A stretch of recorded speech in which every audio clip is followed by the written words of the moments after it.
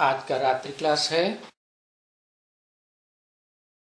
23 दिसंबर 1967। बाप का पैगाम तो बहुत कुछ देना है अखबारों में। अखबारों के जरिए देना भी है,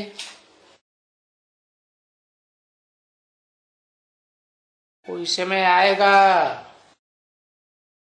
तो फिर अखबार वाले पैसे पैसे वैसे नहीं लेंगे। जब उन लोगों को मालूम होगा कि जो हम शिव जयंती मनाते थे भारत में, वो जरूर कुछ है। शिव जयंती मनाते हैं तो शिव तो आए हैं, आए होंगे ना बच्चे। फिर शिव बाबा से थोड़े ही लेंगे कुछ ये। हाँ,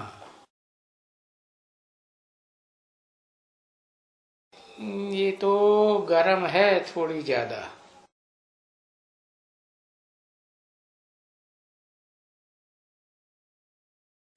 बाप की प्रत्यक्षता ये बहुत देरी से निकलेगी। अगर वो प्रत्यक्षता निकल जाए तो बाकी क्या बचेगा।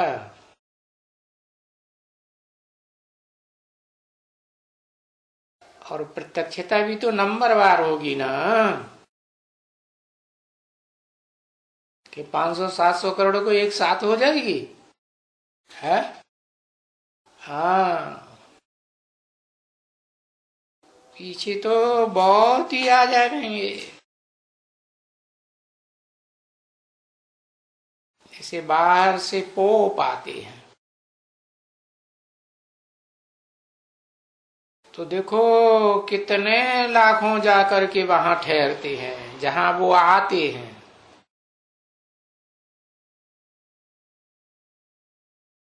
और वो तो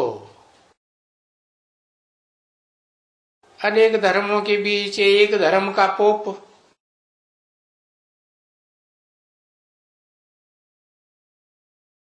मुख्य गुरु है। और यहाँ तो सारी दुनिया का एक ही सदगुरु सदगति करने वाला है ना। तो ये जब सुनेंगे कि बाप आए हुए हैं, कौन सा बाप? Supreme god father, heavenly god father, heaven का रास्ता बताने वाला। तो वो तो आकर के शादियां कराते हैं हजारों।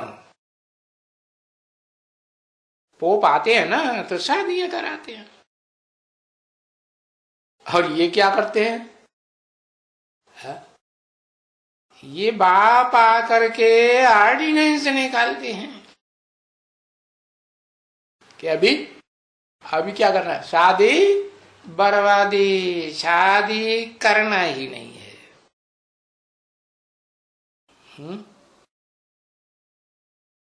तो पवित्र रह करके दिखलाओ।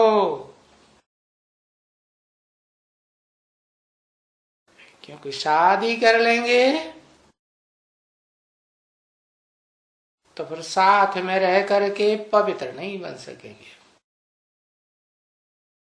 संग का रंग लगेगा जरूर। तो पवित्र बनना है।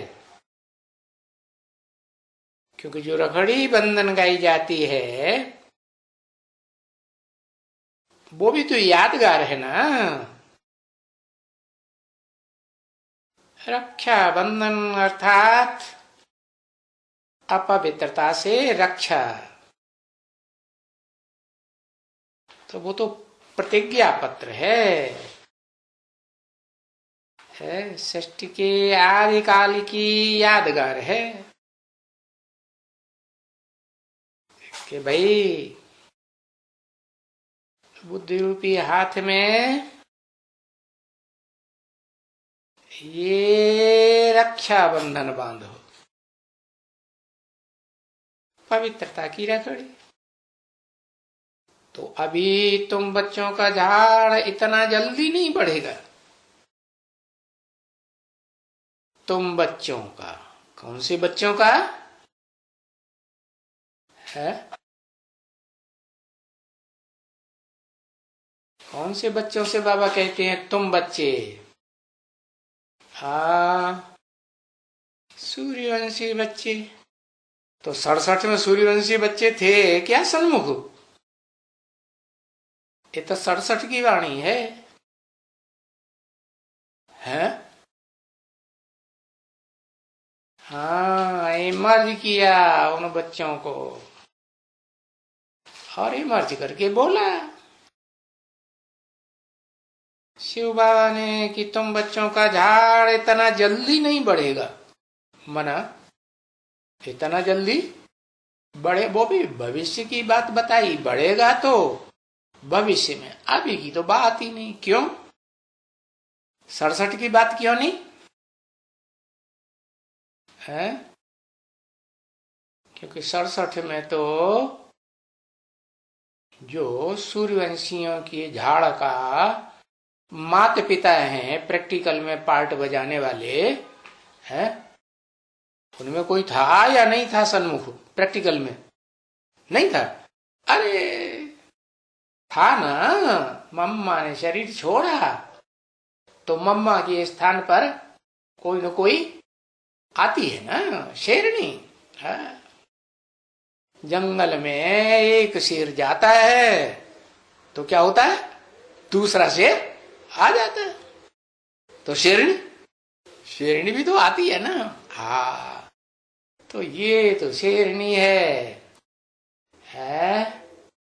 जिसके लिए गाया हुआ है। किस बात की शेरनी? शेरनी कहो, मोरनी कहो, है पवित्रता की, राखी की बात हो रही है ना। हाँ, तो अभी तुम बच्चों का झाड़ इतना बड़ा नहीं होना है, क्योंकि अभी सूर्यवंशियों का जो ज्ञान सूर्य आत्मा है वो प्रैक्टिकल में अभी ज्ञान में नहीं आई है। हाँ, वो आत्मा नहीं आई है। तो क्या उस सूर्यवंशियों की जो मुखिया की जीवन संगिनी है, जन्म जन्मांतर में है या नहीं? कोई है, कोई न कोई रूप में साथ ही रहेगी ना। हाँ, तो बताया कि वो आती है कि नहीं, आई है कि नहीं है? आई तो है, परंतु अभी प्रवृत्ति में है या निवृत्ति में है? निवृत्ति में तो झाड़ बढ़ता है क्या? निवृत्ति में झाड़ नहीं बढ़ता है। तो निवृत्ति में है मना गाते हैं कि सृष्टि का आदि में कृष्ण बच्चा आया, सागर में पीपल की पत्ते पर आया। उन्होंने तो स्थूल सागर दिखाई दिया, स्थूल पीपल का पत्ता दिखाई दिया। है वास्तव में कौन सी की बात, किसकी बात है? ज्ञान सागर की बात है। तो अभी जो मनुष्य सृष्टि का बीज जो ज्ञान सागर है, वो ही नहीं आया है। हाँ, ये है कि ज्ञान सागर की जो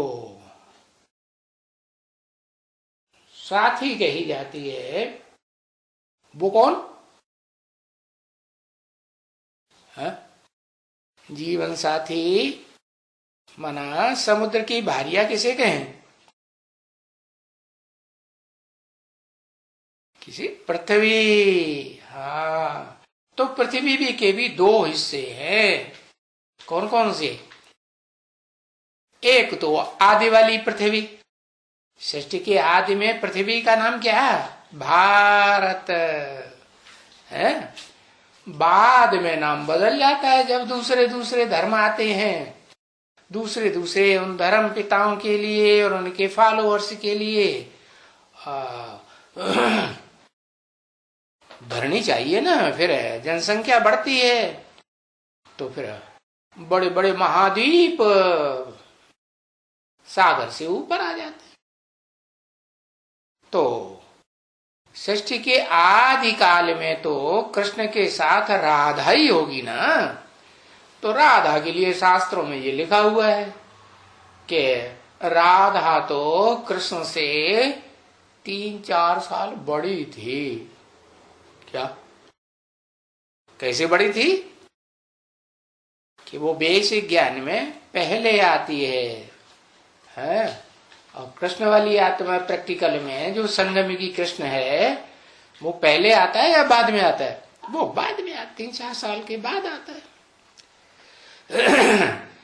तो भले वो राधा सो लक्ष्मी, आदि लक्ष्मी का पार्ट बजाने वाली आ जाती है, परंतु बीज रूप बाप के बगैर वृद्धि होगी सूर्यवंश की? नहीं हो सकती। तो तुम बच्चों का झाड़ अभी इतना जल्दी नहीं बढ़ेगा, है जितना आगे चल के बढ़ेगा। नहीं, आहिस्ते आहिस्ते धीरे धीरे बढ़ेगा। ड्रामा है ना, किस तरह चलता है? जू मिसल चलता है धीरे धीरे। अब बहुत समय पड़ा हुआ है। कितना समय पड़ा हुआ है? जो तुम सूर्यवंशी बच्चों का झाड़ बढ़े उसके लिए कितना समय पड़ा हुआ है? अरे लिखो जल्दी से।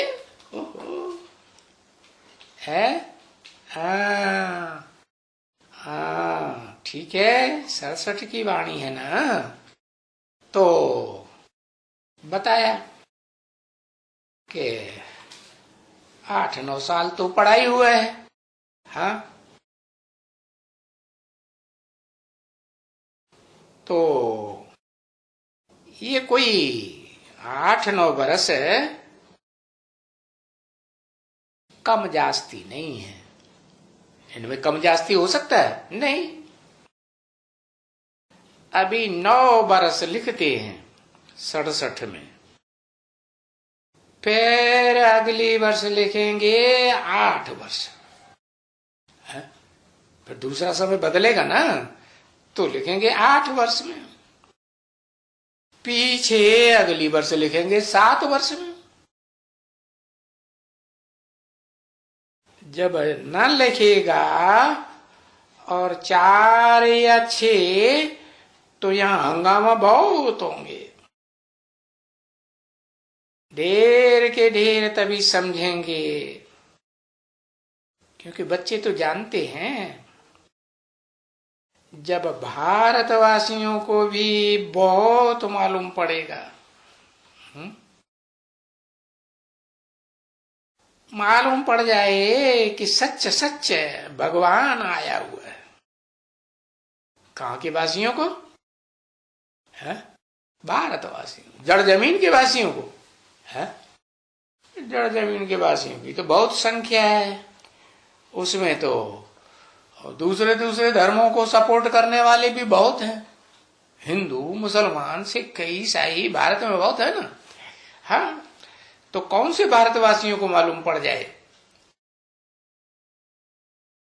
भारत जड़ जमीन भारत की बात या चैतन्य भारत की बात है?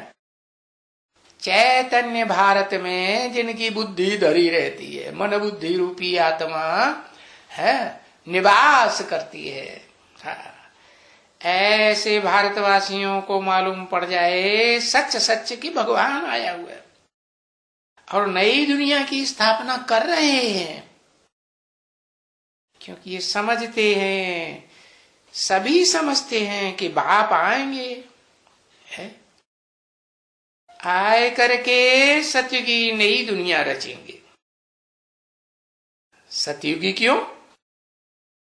क्योंकि यो कलह कलेश की झूठी दुनिया है ना। झगड़ा टंटा कहाँ होता है? जहां झूठे लोग होते हैं वहां झगड़ा टंटा बहुत होता है।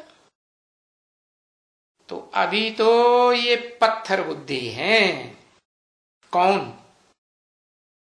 कलह कलेश की दुनिया के कलयुगी लोग पत्थर बुद्धि है। पारस बुद्धि तो तब बनेंगे जब पारस पत्थर बुद्धि को पहचानेंगे। पारस भी तो पत्थर ही होता है ना। हाँ, तो पत्थर बुद्धियों के बीच में वो पारस के रूप में, पारस पत्थर नाम क्यों दिया? पारस बिगड़ा हुआ शब्द है, स्पर्श सही शब्द है। हाँ, स्पर्श, स्पर्श माने छूते ही परिवर्तन हो जाए। तो पारस पत्थर का क्या ज्ञान है? ऐसे कहते हैं शास्त्रों में कि पारस पत्थर या पारस नाथ, उनका संग का रंग लगे, उनका स्पर्श हो जाए तो क्या होगा? है लोहा भी क्या बन जाता है? सोना बन जाता है। तो स्थूल लोहे की बात नहीं है, स्थूल पारस की बात नहीं, चैतन्य आत्मा की बात है। अभी तो सब पत्थर बुद्धि है? फिर क्या होगा? फिर जब पता चलेगा कि वो पारसनाथ भगवान आया हुआ है, तो सतयुग की दुनिया किसको कहा जाएगा? जो कलयुग को बदल करके, कलयुगी मनुष्यों को बदल करके क्या बना दे? है पारस बुद्धि, सतयुग की दुनिया बना दे। राम राज्य उसको कहा जाता है ना। क्या सतयुग को राम राज्य कहा जाता है या नारायण राज्य कहा जाता है? क्या कहा जाता है? नारायण राज्य कहा जाता है। क्यों? जैसा काम वैसा नाम होना चाहिए। बाबा ने राम राज्य क्यों कह दिया? क्यों कह दिया? जब वहां सतयुग में नारायण का, हाँ नहीं पता? अरे हाँ, क्योंकि हाँ, नारायण में तो ज्ञान नहीं होता है। जो राम वाली आत्मा है ना, मनुष्य सृष्टि का बीज, राम बाप को कहा जाता है ना। कौन सा बाप? साधारण बाप नहीं, वो धर्म पिताओं रूपी बाप नहीं, उन बापों का भी बाप राम बाप कहते हैं। भारत में, विदेशों में कहते हैं आदम, एडम, जैनी लोग कहते हैं आदिनाथ। तो वो मनुष्य सृष्टि का जो बीज रूप बाप है, उसका राज्य आ जाए, राम राज्य, उसको कहा जाता है सूर्यवंशी राज्य। शास्त्रों में लिखा है ना कि राम कौन से वंश के थे? सूर्यवंश के थे। तो कब होता है ये सूर्यवंशी राज्य? है वो तो दुनिया वाले कुछ भी नहीं जानते, बिल्कुल ही नहीं जानते। और तुम्हारे में भी याद रहे हैं कि हम ऐसे दुनिया में, कलयुग की दुनिया में, कलह कलेश की दुनिया में अभी हम किसके साथ रहे पड़े हैं? अरे अभी तो हम ईश्वर के साथ रहे पड़े हैं। और बाप दादा कहते ही रहते हैं। अरे ईश्वर को बाप दादा क्यों कहते? ईश्वर एक है, या बाप भी है और दादा भी है? एक है, बाप दादा दोनों नहीं कहते। दोनों इसलिए कहते हैं कि जो निराकार बाप सुप्रीम सोल शिव है वो बिना शरीर के तो कोई काम कर ही नहीं सकता है। वो ज्ञान भी सुनाएंगे तो कैसे सुनाएंगे? बिना मुख के सुनाएंगे क्या? तो मनुष्य सृष्टि की जो बीज रूप आत्मा है राम बाप को कहा जाता है ना। तो उस बेहद के बाप में प्रवेश करते हैं। तो बेहद का बाप शिव बाप का बच्चा हुआ ना, हाँ, तो उसे दादा कहते हैं। तो दादा बड़ा या बाप बड़ा? दादा माने बड़ा भाई, बाप माने बाप है, बड़े भाई का भी बाप। तो कौन बड़ा? बाप बड़ा। तो बाप नाम पहले, दादा नाम बाद में। जैसे भक्ति मार्ग में कहते हैं शिव शंकर, तो शिव नाम पहले, शंकर नाम बाद में। तो बच्चे साथ में रहे पड़े हैं ईश्वर के, भले कहते हैं बाप दादा, कहते रहते हैं ना, तो भी देखो माया कितनी हरखण है वो माया भी ऐसे निश्चय बुद्धि बच्चों को जो बाप दादा कहते रहते हैं, उनको ज्ञान में अच्छे खासे चलते चलते उड़ाए देती है। और फिर देखो जब निश्चय होता है बाप का, तो बच्चे नहीं माने। स्त्री को निश्चय हुए तो पति नहीं माने, हाँ, पति को निश्चय होवे तो स्त्री नहीं माने, और भाई को निश्चय हो तो उसका सगा भाई फिर नहीं माने। देखो एक दो को भी नहीं मान सकते कि ये बात राइट है या रॉन्ग है, किस कलयुगी दुनिया में अभी ईश्वर बाप आया हुआ है या नहीं आया हुआ है।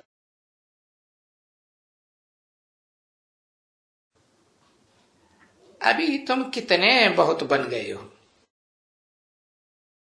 तो भी अभी तुम्हारे ऊपर बाबा विश्वास नहीं करेंगे। क्यों नहीं विश्वास करेंगे? है इसलिए विश्वास नहीं करेंगे कि तुम जो ब्रह्मा की औलाद बने हो, तो ब्रह्मा तो सारी सृष्टि का रचयिता है ना, और सारी सृष्टि में तो सब धर्म वाले होते हैं ना, होते हैं कि नहीं? सब धर्म वाले होते हैं। तो ब्रह्मा के द्वारा जो अभी सृष्टि रची जा रही है 67 में, उनमें सब धर्म की आत्माओं का वो मिक्सचरिटी भरी पड़ी है। तो अभी तुम्हारे ऊपर विश्वास नहीं कर सकते, क्योंकि बच्चों में पता ही नहीं है कि कौन किस धर्म में कन्वर्ट होने वाला है, कौन किस बकुरी का, ब्रह्मा का बच्चा ब्राह्मण बनने वाला है। पता है? तेरे सुनता ही नहीं। अरे ब्रह्मा के बच्चे अनेक कुरी के ब्राह्मण बनते हैं ना। जो अव्वल नंबर कुरी के ब्राह्मण बनते हैं वो सूर्यवंशी बनेंगे, 2वें नंबर कुरी के बनेंगे तो चंद्रवंशी बनेंगे, फिर उसके बाद 3rd 4th ये नंबर बढ़ते ही जाएंगे। तो देखो अभी विश्वास नहीं कर सकते तुम्हारे ऊपर कि तुम ईश्वर के बच्चे बने हो या नहीं बने हो, क्योंकि ये साधारण है ना बच्चे। फिर भी कौन है ये जो ब्रह्मा के तन में आकर के नई दुनिया रचते हैं, वो साधारण तन है या असाधारण तन है? क्या कहें? गोरा चिट्ठा लंबा चौड़ा साधारण तन कहेंगे? नहीं, तो ये तो साधारण तन है। उनको कैसे मालूम पड़े कि ये भगवान कहाँ है? ये कैसे कहते हैं भगवान? तो बहुत मुझते हैं, और ये बाप समझते हैं, सब कुछ मुझते हैं कि अभी जल्दी प्रत्यक्षता हो जाए। ये दुनिया में प्रत्यक्षता नहीं होगी। है कौन सी दुनिया में है? ये जो टेम्परेरी रथ है ना ब्रह्मा का, टेम्परेरी माने स्थायी है या अस्थायी है? अस्थायी रथ है, आज है कल कल नहीं रहेगा। हाँ, तो ये दुनिया में ये जो इनकी दुनिया है ब्राह्मणों की, इसमें प्रत्यक्षता नहीं होगी। किसमें प्रत्यक्षता होगी? ये प्रत्यक्षता तब होगी जब एक्यूरेट सूर्यवंशी आत्माओं का संगठन बनेगा। क्या? तब प्रत्यक्षता होगी। अभी तो मिक्सचरिटी है, या एकदम प्योर सूर्यवंशी की आत्माओं का संगठन दिखाई दे रहा है? दिखाई दे रहा है? नहीं दिखाई दे रहा है, नहीं प्रत्यक्षता होगी। और ये बाप जानते हैं। कौन सा बाप है? सुप्रीम सोल बाप जानते हैं कि बरोबर मैं आता तो हूं, कल्प कल्प आता हूं, और जैसे कल पहले स्थापना हुई थी वैसे ही होगी। कैसे हुई थी स्थापना? नई दुनिया की, स्वर्ग की, इस टेम्परेरी ब्रह्मा के द्वारा नहीं। वो जो मुकर्रर रथधारी ब्रह्मा है ना, परम ब्रह्म, उसके द्वारा जैसे कल पहले स्थापना हुई थी वैसे ही होगी। बाकी ये विघ्न वगैरह ये सभी पढ़ेंगे, वो भी तो लिखा हुआ है। क्या? शास्त्रों में क्या लिखा हुआ है? अरे ये गाया हुआ है। ये नैया हिलेगी डुलेगी लेकिन डूबेगी नहीं। कौन सी नैया? नैया कहो, जहाज कहो, ये हिलेगा डुलेगा तो बहुत, लेकिन डूबेगा डूबेगा नहीं। कौन सा जहाज? क्या गायन है? कहते हैं, लिखा है, शंकर चाप जहाज जेहि चढ़े उतरे पार नर, डूब सकल संसार। क्या? जो उसे जहाज का सहारा लेंगे इस पर है तो वो तो बच जाएंगे, और बाकी जो है देखेंगे कि जहाज हिल डुल रहा है, अरे अब डूबने वाला है, भंवर के किनारे आ गया है, तो डूब जाएगा। और अनिश्चय बुद्धि बने और जहाज से कूद गए तो क्या होगा? है तो फिर वो बचेंगे? हाँ, वो नहीं बचेंगे, नई दुनिया में जा ही नहीं सकेंगे। तो ये नैया हिलेगी डुलेगी लेकिन डूबेगी नहीं, है ना? ये क्यों कहते हैं? ये समझाने के लिए कहते हैं कि ये मुकर्रर रथधारी जो है, नैया कहो जहाज कहो, ये डूबने वाला नहीं है। बाकी ये दादा लेखराज ब्रह्मा की नैया जो है, शरीर रूपी नैया, ये डूब जाए या रहेगी? हाँ, ये डूब सकती है। तो कहते हैं कि विघ्न पड़ते हैं बहुत, तो मनुष्य समझते हैं, और फिर गवर्नमेंट से भी है। समझा ना? क्योंकि ये जो बाप समझाते रहते हैं ना, ये सब आसुर हैं। क्या? गवर्नमेंट में भी क्या है? राक्षस भरे पड़े हैं, या देवात्माएं हैं, सुखदाई हैं या दुखदाई हैं? हाँ, दुखदाई। क्यों? अरे ये कोई ईश्वरीय गवर्नमेंट थोड़ी ही है। ईश्वर तो आकर के राजाओं की गवर्नमेंट बनाता है या प्रजातंत्र गवर्नमेंट बनाता है? ईश्वर तो आकर के राजयोग सिखा करके है, राजाओं को तैयार करता है जो जन्म जन्मांतर के राजा बनते हैं, स्वाधीन की पराधीन, स्वाधीन। और इस गवर्नमेंट में तो, इस प्रजातंत्र गवर्नमेंट में तो जो ऊंचे से ऊंची कुर्सी पे बैठा हुआ होगा ना राष्ट्रपति, वो भी स्टाम्प, रबर स्टाम्प कहा जाता है, कुछ कर नहीं सकता। चलो करता धरता प्रधानमंत्री बैठता भी है, वो भी अधीन रहता है दूसरे दूसरे मंत्रियों के, हैं, कार्यकारिणी के, हैं, जो ये जजों का जो संगठन होता है, न्यायपालिका के, विधान पालिका के अधीन होता है। क्या जो मन में आए सो आर्डर दे सकता है? नहीं दे सकता ना। हाँ, तो ये सब असुर हैं। असुर माने एक दूसरे में सुर मिला के न बोलते हैं न चलते हैं, इसलिए असुर हैं। एक दूसरे की बात मानते हैं नहीं, एक बात कहेगा तो दूसरी बात कहेगा तो तीसरी बात कहेगा। तो ये सब असुर हैं, बंदर हैं, बंदर। जैसे बंदर बड़े भ्रष्टाचारी होते हैं ना, कैसे भ्रष्टाचारी? भ्रष्ट इंद्रियों से भ्रष्ट आचरण करते हैं। आज एक बदरिया के पीछे, कल दूसरी, कल परसों तीसरी, कुत्ते मिसल हैं। और ये तो भगवान वाच है। क्या? तो मनुष्य तो नहीं कहते हैं ना, है? ये जो ज्ञान सुनाते हैं, ये जो बोलते हैं, इनको मनुष्य कहेंगे या भगवान वाच कहेंगे?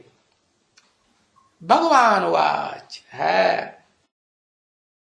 तो ये भगवान कहते हैं, क्योंकि मनुष्य का तो मन चंचल होता है, और भगवान, ईश्वर का मन तो स्थिरियम होता है। ईश्वर का मन होता ही नहीं। जब मन ही नहीं तो चंचलता भी नहीं। वो तो बुद्धिमानों की बुद्धि है, मन की तो बात ही नहीं। वो तो सदा मन है। तो ऐसे अमन चैन में सदा रहने वाला भगवान, उसको कहते हैं भगवान। समझा कि भगवान किसको कहते हैं? हाँ, रूहों को समझाते हैं। समझाने वाला कौन? स्वयं भी रूह, स्वयं भी आत्मा। तो आत्माओं को ही समझाएंगे कि देहधारी सांडों को समझाएंगे जिनकी बुद्धि देह में धरी हुई है? नहीं, रूहों को समझाते हैं कि जब भी बहुत होगा, क्या नामाचार है, तुम सूर्यवंशी बच्चों का अखबारों में पड़ेगा, है कि ज्ञान सूर्य चैतन्य में आया हुआ है, आप ही डालेंगे। अभी तो पैसा वैसा लेकर के, है, तब डालते हैं कि कहने मात्र से डाल देते हैं? नहीं, फिर अखबारों में आप ही डालेंगे। तो टाइम चाहिए इसके लिए, बहुत धीरे धीरे होता है। इस बीच में बच्चों को तूफान बहुत लगते रहते हैं माया के। हाँ, कच्चे पक्के जो होते हैं, जब तूफान लगते हैं तो क्षण जाते हैं। क्या? बहुत क्षण जाते हैं। कौन से प्रदेश में ज्यादा तूफान आते हैं? है पता है? आंध्र प्रदेश में बहुत तूफान आते हैं। क्या? कौन सा प्रदेश? अंधेरे अंधेरियों का प्रदेश है। ज्ञान के अंधे, क्या अज्ञान के अंधे? अज्ञान के अंधे हैं, तो बहुत विघ्न आते हैं। तो क्या होता है? भले कितने भी उनकी ढेर की ढेर तादाद हो, लेकिन वो क्षण जाते हैं, निकल जाते हैं, भाग जाते हैं। क्योंकि ये जो विकार है ना, मनुष्यों में भरे हुए वो आधा कल्प के भरे हुए हैं। एक चटके तो उनके पीछे बहुत चटकते रहते हैं। ये बहुत छोड़ना मुश्किल होता है। क्या है? क्या छोड़ना मुश्किल? देह अभिमान, ये विकारों को छोड़ना बहुत मुश्किल होता है। नहीं तो पहले नंबर में है देह अभिमान का भूत। क्या? और बाद में और सब बाल बच्चे हैं, काम क्रोध लोभ मोह अहंकार वगैरह सुस्ती वगैरह सब बात के। पहले है देह अभिमान का भूत। ओम शांति।